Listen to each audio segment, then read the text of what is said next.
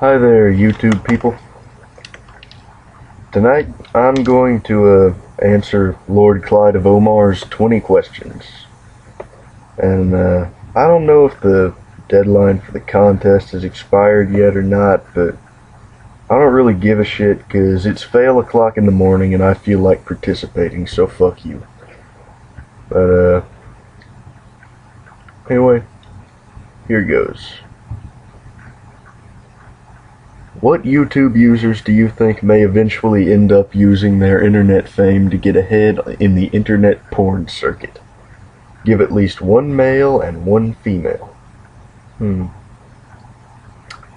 One male, I'd say, well, me, of course. Like, once I get very super famous here on the YouTubes, like, I would have absolutely no problem with doing porn. I mean, like, I'm not ashamed of my body. I think I'm a pretty good looking dude, and my penis is well, I mean, it ain't nothing you'd stand on the street corner and windmill, but you know, it's good sized.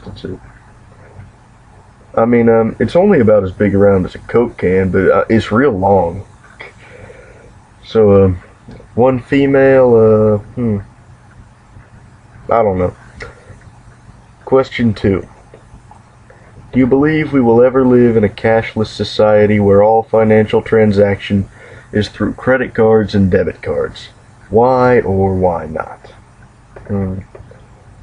Well, I would say that, yes, we eventually will, but it's a terrible fucking idea. Because,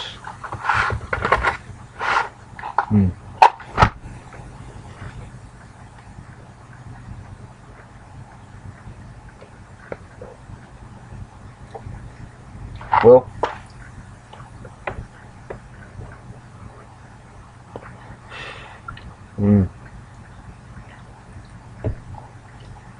like a hard cash is kind of inconvenient for the government. It's like it costs more than a penny to make one penny.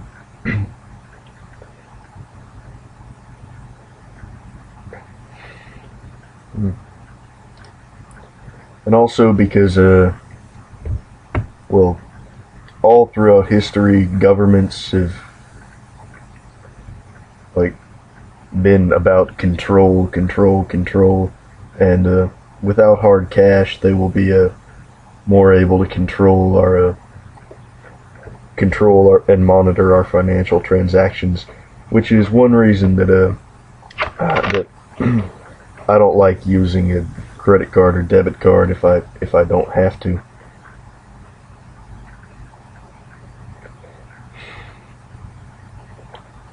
But it's a terrible idea because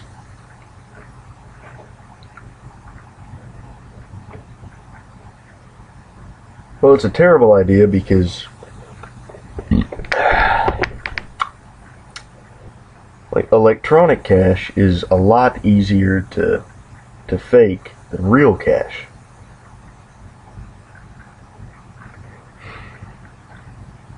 So it would destabilize the economy. So I think even though it's a bad idea, it is going to happen eventually. I just hope that I die before it happens. If you had to be stuck on a desert island with one YouTube user, who would be your top choice and why? Well, this is going to be kind of a boring answer because the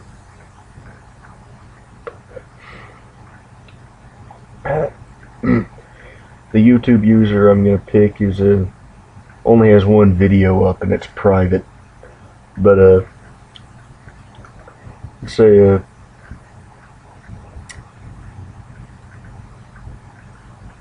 well, she knows who she is and she's got the bomb-ass titties.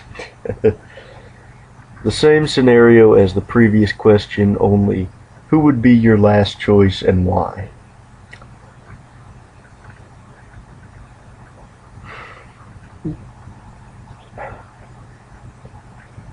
Well, I'm gonna say Nuclear Knight. And My reasoning for that is that in one of our distinguished colleague Lord Clyde of OMAR's videos, he says that one time he talked to Nuclear Knight on Blog TV,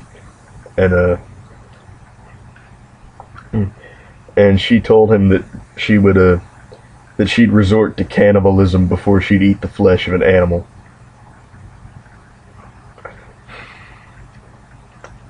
And y'all who know me in real life know that I got the mad outdoor survival skills. Like if I was on some deserted island, I'd be just fine. I'd be getting me some fish and oysters and shit, and living high on the hog. And well, I'd hate to see me being all healthy and see her, because she is really pretty, see her wasting away. And then one night she kills me in my sleep and eats me. It's like, that's just a really bad day for me, and I don't want that.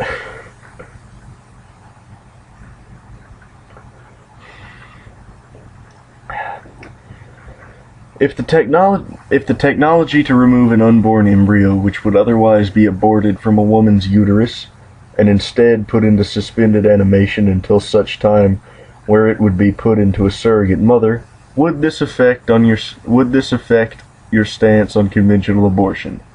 If so, how? If not, then why not?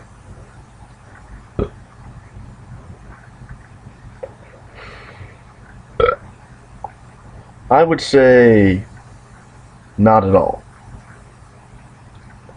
Because, well, even if we could do that, it doesn't change the fact that a fetus, until you get to a certain point, is not a living thing. It's just a gestalt of cells. And, well, if you're pregnant and you don't want to be pregnant, you can just abort the hell out of that little womb goblin, and I'll be just fine with it.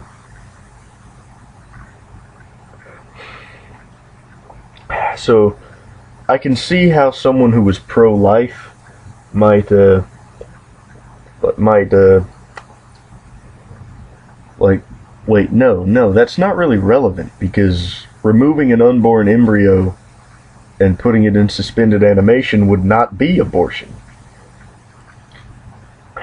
So, and what the hell are we doing with all these unborn embryos? Putting them in some kind of warehouse?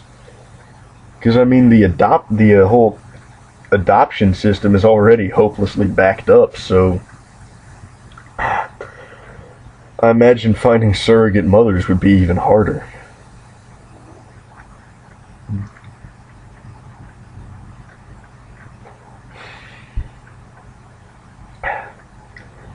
Do you believe the development of permanent human-occupied settlements on the Moon, Mars, and other locations throughout the solar system would be a worthwhile endeavor?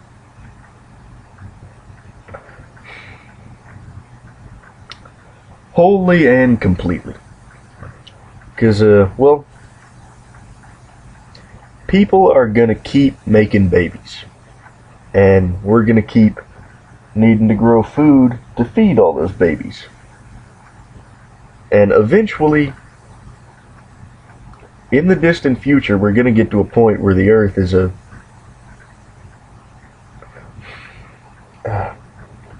where the Earth just can't support all the people who are going to keep having babies. So to avoid massive global famine and the complete breakdown of civilization, which, by the way, I would be all for,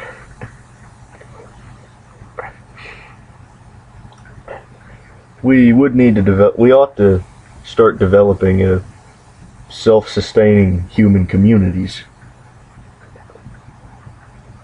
And think about on other planets and shit. It'd be prohibitively expensive at first, but if we could get the whole self-sustaining thing down, then you know, growing their own food and mining their own metal and shit, then not only would it stop being expensive, but it would start turning a profit. So It's definitely a good idea.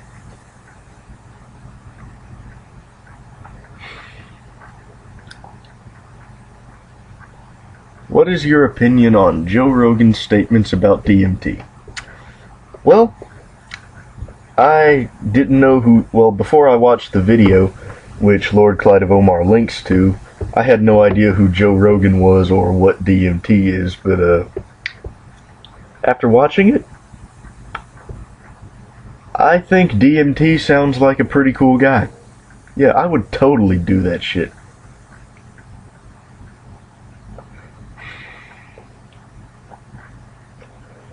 Man, I've never done... Okay, excluding those totally awesome painkillers that the dentist gave me when I got my wisdom teeth taken out. Man, I wish I had some more of those. I have never done any drug harder than tobacco.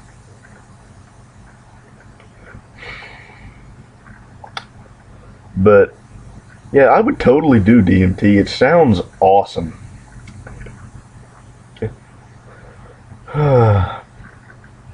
List your top 5 all-time favorite video games and explain why they're your favorites. Okay.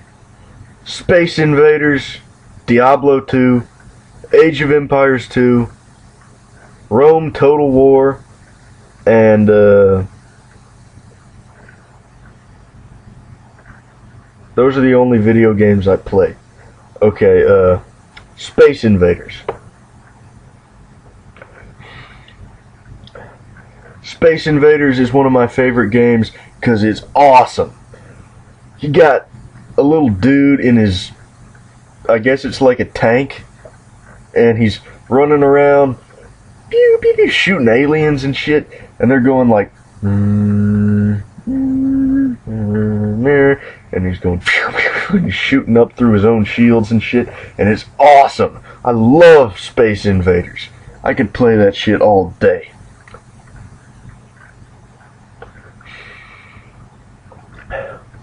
And Diablo 2, because it is the greatest video game ever made. You can play as, you know, just your basic, just stock set of fantasy adventure characters. You got your barbarian and your paladin and your sorceress and your necromancer and all that. And the thing is, you go through the game and you kill demons. That is the entire game.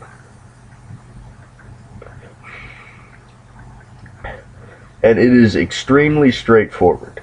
You want to get yourself some awesome items? You kill demons. You want more gold? You kill demons. Want to finish a quest? You kill demons. There aren't any stupid quizzes or finding special keys or any of that stuff, which is why I fucking hated Neverwinter Nights. Was because it had all that crap in it. All you do is kill demons, and it is just so much fun. And the big, ultimate, epic boss of the game is pretty much Satan. You take your character into hell, and you kill Satan. It is awesome. Okay, Age of Empires 2.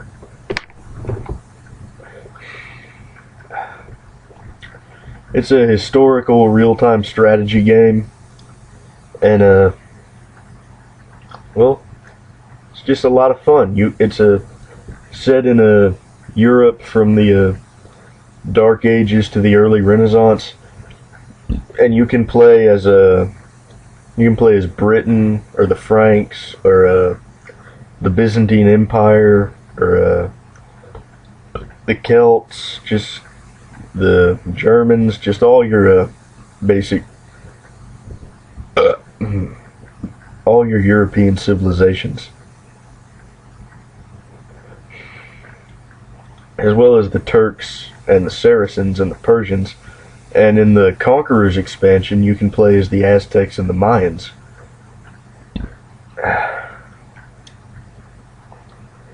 And that's just so cool, playing as Aztecs fighting Britons.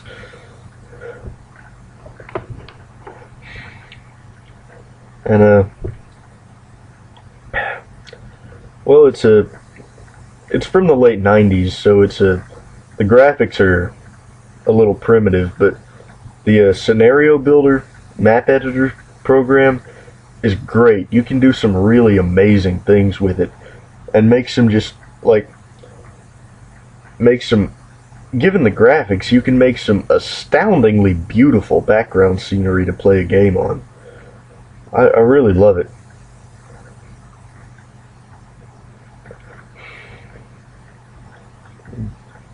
And Rome Total War. Rome Total War is the best strategy game ever made.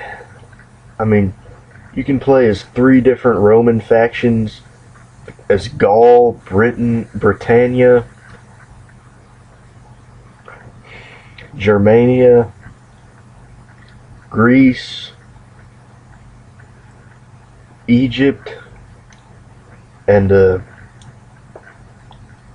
just conquer the entire frickin' world. My favorite civilization to play as is my favorite is Carthage, because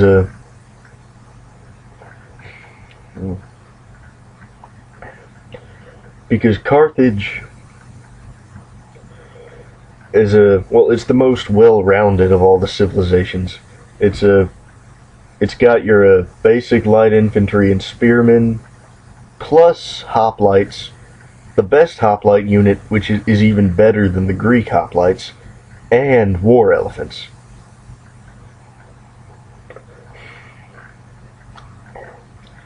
And the war elephants are they're kind of a pain in the ass, because if if your enemy spooks them, then they just attack everything in sight, and they're as big a danger to your guys as they are to the enemy. But well, you can win battles very quickly.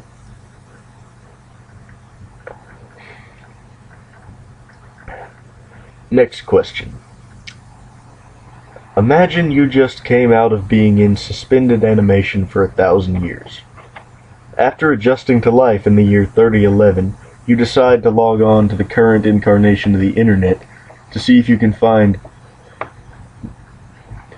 any information on the people you once knew before being frozen. You are disappointed to learn that almost all of the information on the internet, save for the very most well-known videos, images, and web pages from your era, have long since vanished. It is then that you remember a high-capacity 32-gigabyte flash drive in your pocket full of lost data, all of which is fully intact. What is on this flash drive?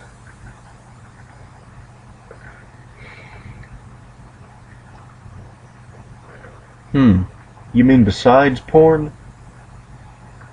I know my answer to this is going to be kind of boring, because, well,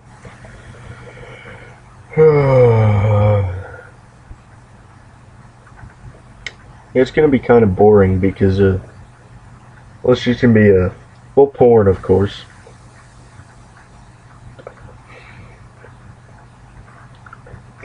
Plus, my videos and, word files of my stories and poetry. So, that's about it, I guess. Next question.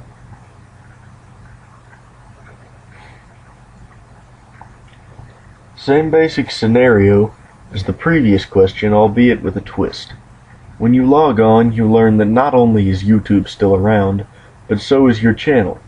It also happens that a trend has emerged where people subscribe to long-abandoned channels on the off chance that one of them just might post a video. Because your channel is among the oldest on YouTube, you have at this point at least 1 million active subscribers, all of whom will be dumbfounded to see a video from you. So, what would your first video after a 1,000-year hiatus be about?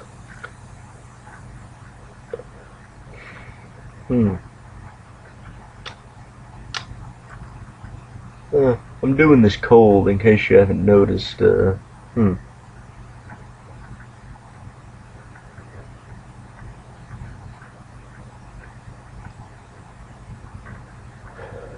Hmm.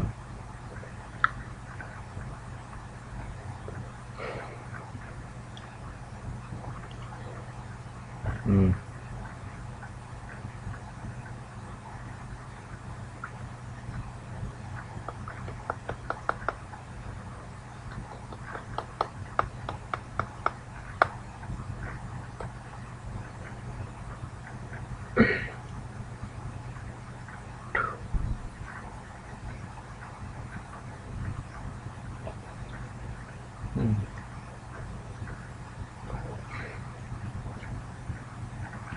Well, I'm assuming that in the previous question he said that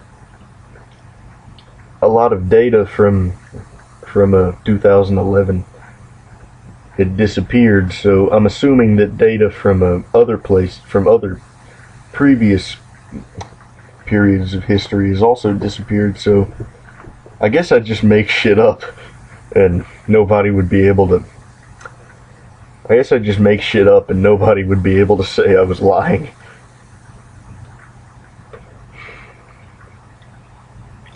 And I'd post videos and try to see how far I could go before I got called out on it. A person is dropped into the middle of a city. This person has no money, no assets, no friends or family. Is he or she free?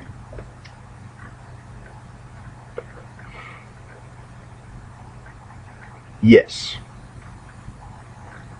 Because, well, people try to make the argument that, people try to make the argument that when, that you aren't free if you're dependent on other people, but that's bullshit. Everyone is dependent on other people, no matter what.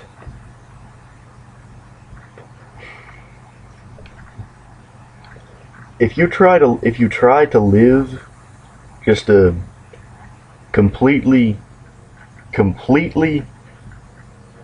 by your own means without the help of any other people, you will fucking die. So I'd say that even though this person will have to be dependent on other people, yes, they are free because they're in control of their own actions and can make their own decisions, and therefore can decide their own destiny. So yes, they are free.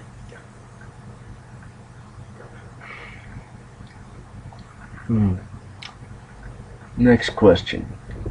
What would you do with the stimulus money if it was given to you?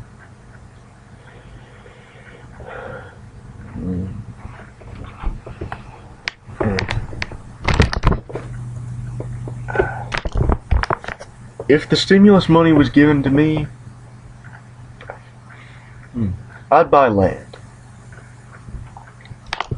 I would buy a fuck ton of land, probably in some third world country, and just build a really just like a fucking castle of a house, and just settle down and enjoy my life as a gentleman farmer. And I would invest the rest of it so that if things started to go badly politically in said third world shithole, I could take that shit over.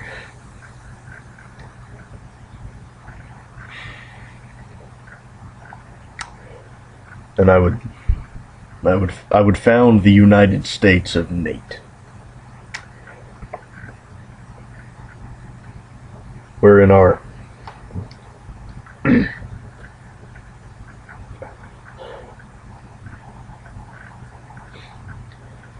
I mean, if I ever came into money, no matter how little it was, no matter even if it wasn't a substantial amount, I would buy land, because that's probably what I'm gonna do when I get out of the army instead of going back to college, is buy land.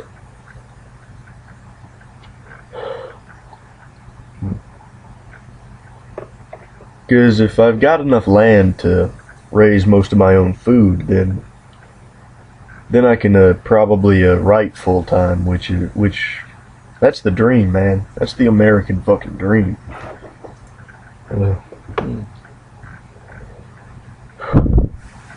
Next question. It is said that the majority of murders are committed in the heat of the moment. However, some are in fact premeditated.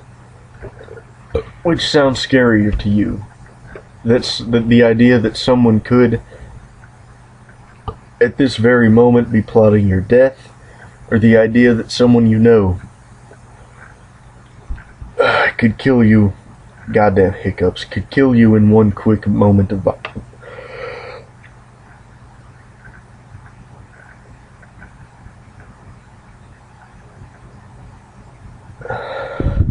could kill you in one quick moment of violent rage.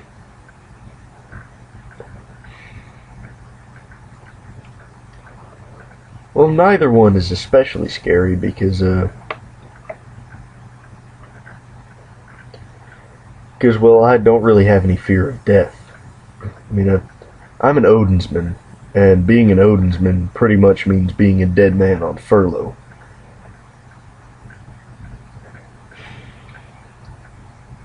So, neither one is especially scary, but, I guess the one that would worry me the most is the idea that someone I know could kill me in a quick moment of violent rage, because there's not really much defense against that. I mean,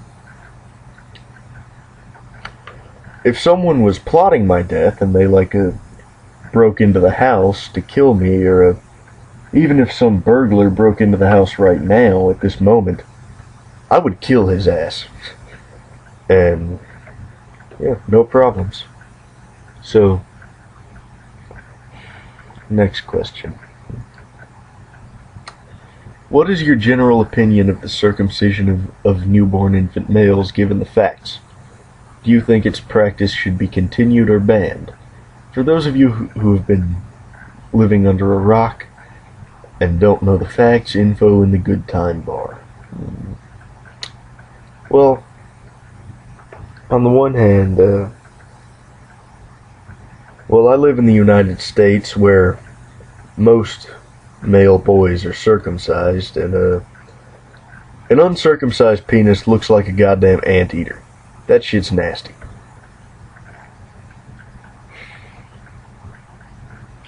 But on the other hand, it is kind of ridiculous. I mean, well, for one thing, uncircumcised penis has more nerve endings, and sex feels better. I also assume that if I had an uncircumcised penis, I would come a lot more,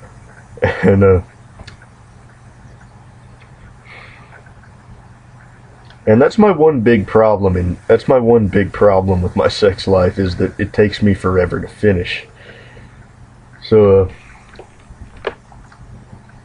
and it is kind of ridiculous, and it doesn't really serve a purpose, and it's founded in it has its roots in religion. So, I'd say, I don't know if I'd say it should be banned, but it should definitely be discouraged, because, well, there's not really any good reason for it. I mean, you're cutting off a piece of a baby.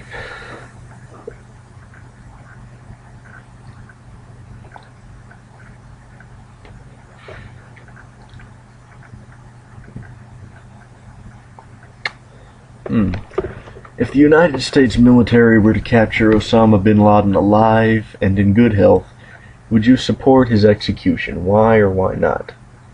That's kind of a tough one.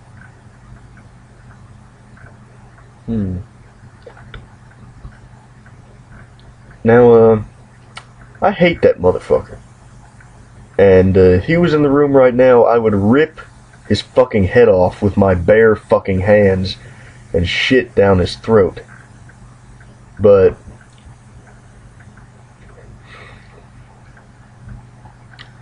I'm gonna have to say no, because if he was executed, that would make him a martyr. Because The thing about this whole global terrorism thing is that it's extremely decentralized. Osama bin Laden really isn't much more than a figurehead. So, if we executed him, that wouldn't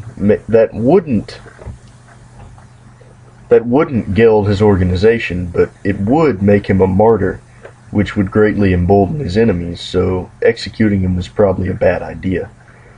I think it would be way more demoralizing for them to think of Osama bin Laden rotting in a jail cell than to see him as a martyr.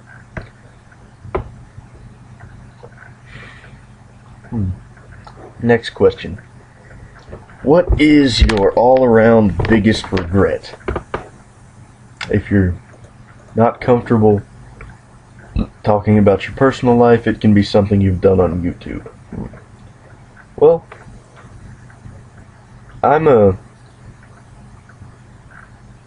try to live my life so that I don't have any regrets, and I'm pretty lucky in that I only have one. Well, it's my biggest regret because I only have one real regret. And, well, it was in 2010. Just a few weeks after I'd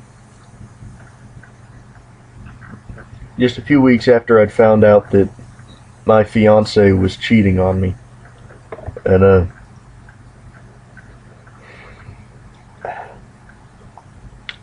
well, it was when I was at college for that one semester that I went to college, and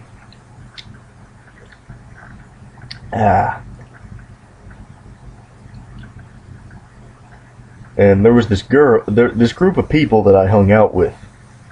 There was this one girl, and she's really good looking.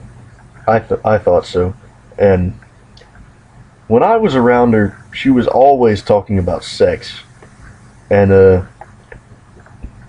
during this and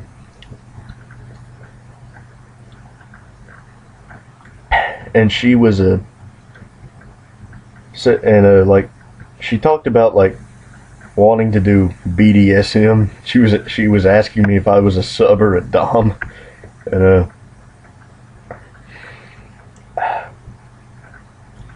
I was just way too messed up with the breakup at the time to realize, man, that girl really wanted to have sex with me.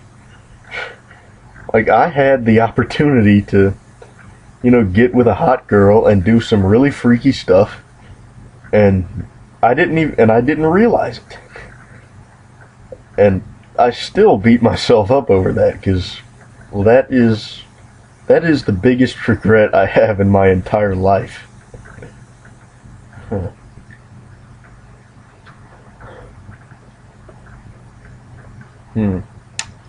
Next question. If the technology to make human beings effectively immortal was to be developed, would you approve of its use? Why or why not? Well,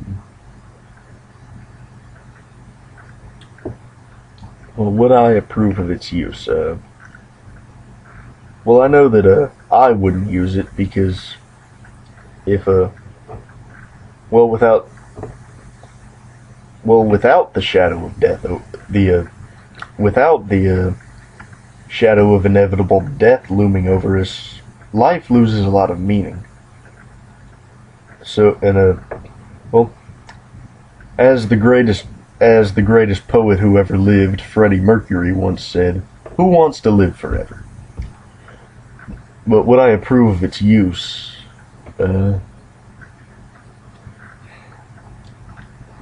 Shit.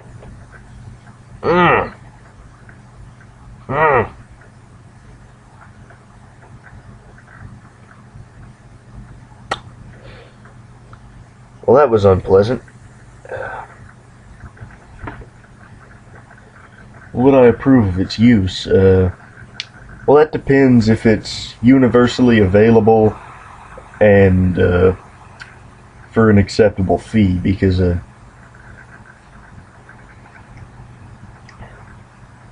If it's only available to a few people or it's ridiculously expensive, then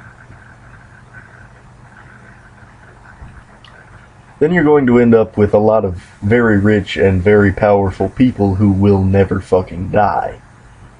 And I don't think I even need to explain why that would be bad.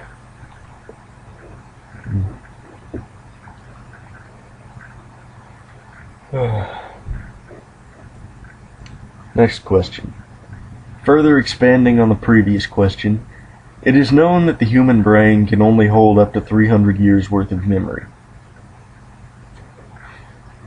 If you would use such technology to make yourself immortal, would you be willing to allow yourself to have a microchip which would allow you to remember more to be surgically implanted in your brain?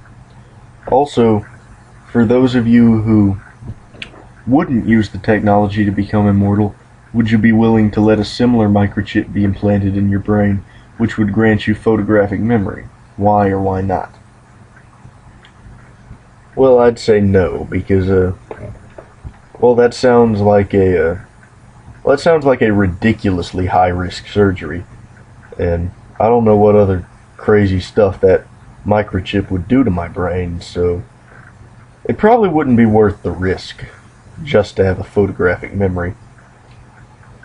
Also, I have reservations about having any kind of microchip put in my brain. Like, that just sounds like it could open the door to all kinds of issues.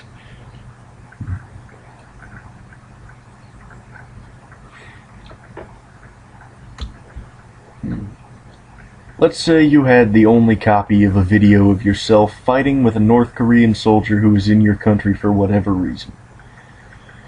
The footage shows you not only winning the fight, but basically beating the shit out of him.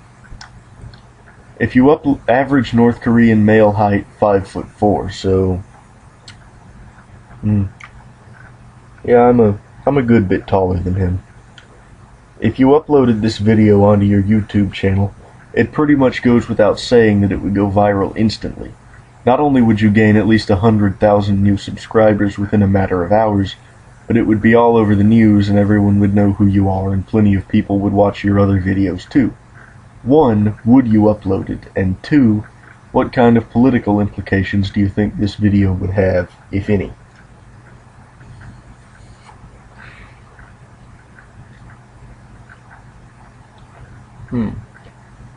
Well, would I upload it? Hell yeah. Because,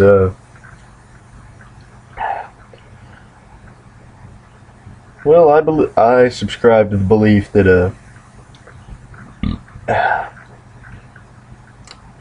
any publicity is good publicity.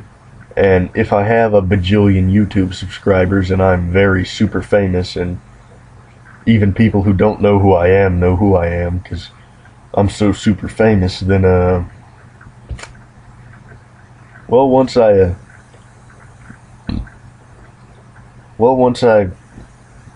finish one of my novels and get it published, then that would be hella good for me.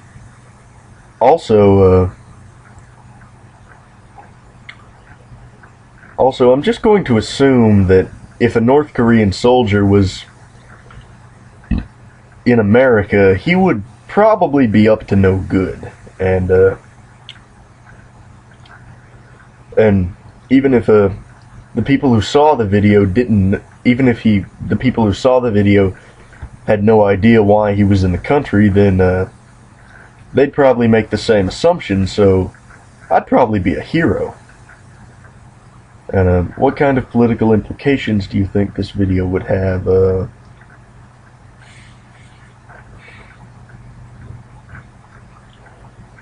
Well, I think that the U.S. would probably it goes without saying that the U.S. would be way more hostile towards North Korea because, well, there are North Korean soldiers on American soil.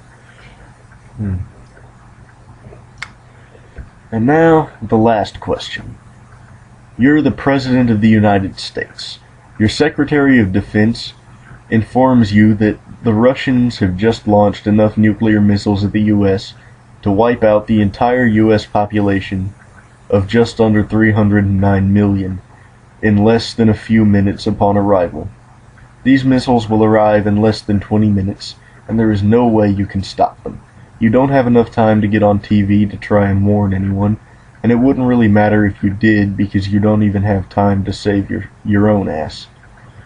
Your secretary informs you that he has already coordinated enough nuclear missiles to wipe out the entire Russian population of just under 142 million, which would hit just after every American was dead, but just before anyone else had any idea what the fuck was going on. All he needs is your launch codes. You give him your launch codes. Why or why not?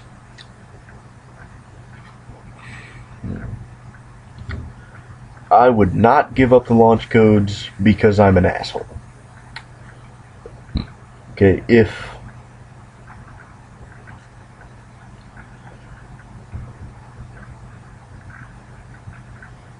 there are thousands of nuclear missiles, okay, if there are thousands of nuclear bombs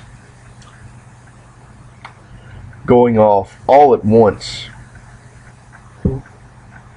that is enough to not wipe out the human race, but wipe out a huge chunk of the human race and completely destroy all human civilization and send us right back to the fucking Stone Age. So,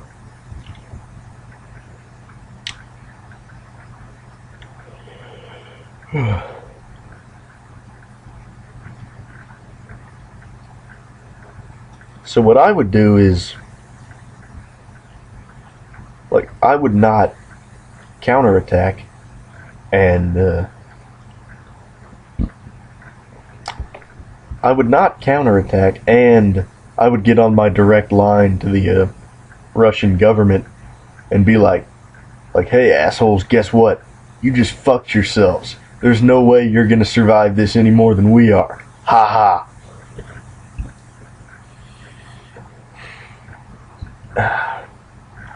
So not only would Russia be completely destroyed by its own, not only would Russia be completely destroyed by this, but they would